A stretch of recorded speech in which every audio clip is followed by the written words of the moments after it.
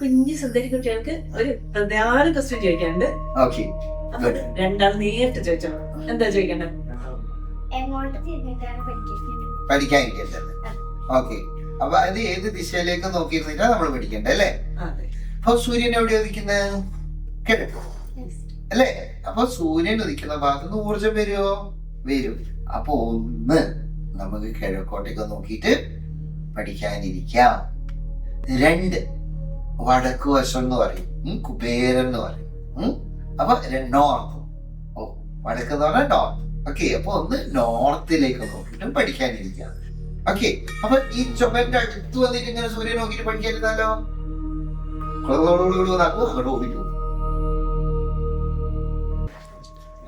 എല്ലാവർക്കും വാസ്തുവാരിധിയിലേക്ക് സ്വാഗതം. ഇന്ന് ഞങ്ങളുടെ കൂടെ ഉള്ളത് വാസ്തു ആചാര്യൻ ഡോക്ടർ നിഷാന്ത് തൊപ്പള്ളി. നമസ്കാരം. നമസ്തേ. നമസ്തേ. ഈ കുഞ്ഞു സുന്ദരി കുട്ടികൾക്ക് ഒരു പ്രധാന ക്വസ്റ്റ്യൻ ചോദിക്കാനുണ്ട്. ഓക്കെ, അപ്പൊ രണ്ടാൾ നേരിട്ട് ചോദിച്ചോ. എന്താ ചോദിക്കണ്ടേ?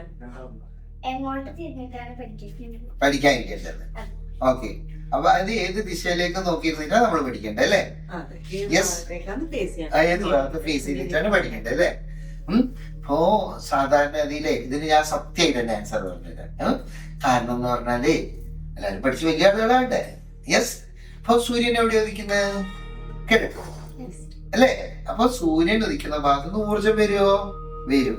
അപ്പൊ ഒന്ന് നമുക്ക് കിഴക്കോട്ടേക്ക് നോക്കിയിട്ട് പഠിക്കാനിരിക്കാം. യെസ്. രണ്ട്, വടക്ക് വശം എന്ന് പറയും, കുബേരൻ എന്ന് പറയും.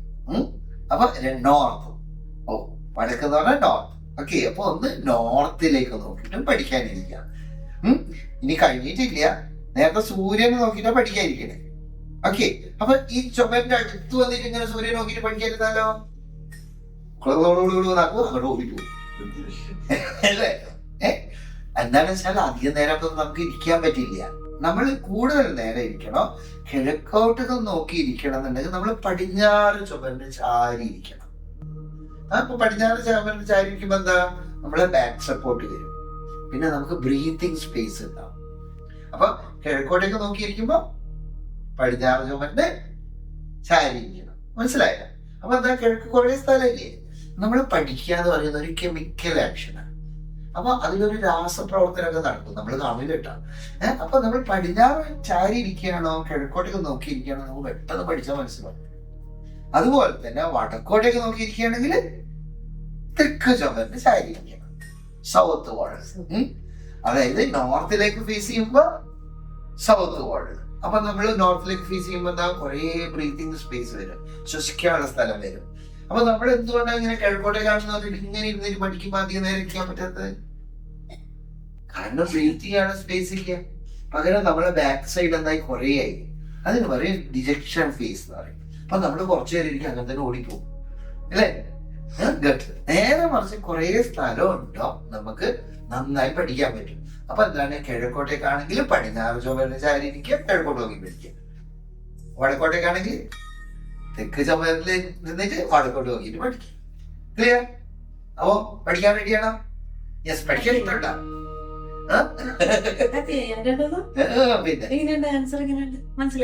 അതെ, ഈ മടി വരുന്നത് എന്തുകൊണ്ടാണെന്ന് വെച്ചാല് അധികം നമ്മളെ ഇരിക്കുന്ന പൊസിഷൻ കറക്റ്റ് അല്ലാത്തതുകൊണ്ടാണ്.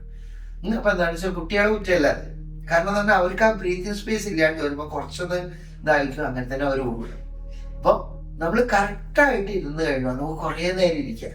ഇവൻ നമ്മൾക്കും ഉണ്ടല്ലോ കൂടുതൽ നേരം ഇരുന്ന് ചെയ്യേണ്ട വർക്കൊക്കെ ആകുമ്പോൾ അത് നോക്കുക, നമ്മുടെ ബ്രീത്തിങ് സ്പേസ് ഒക്കെ ഉണ്ടാകും. ദിശ നോക്കിയാൽ പോരാ, ആ ദിശയിൽ ഇരിക്കുമ്പോൾ ബ്രീത്ത് ചെയ്യാനുള്ള സ്പേസ് ഉണ്ടോ എന്ന് കൂടി നോക്കണം. Thank you.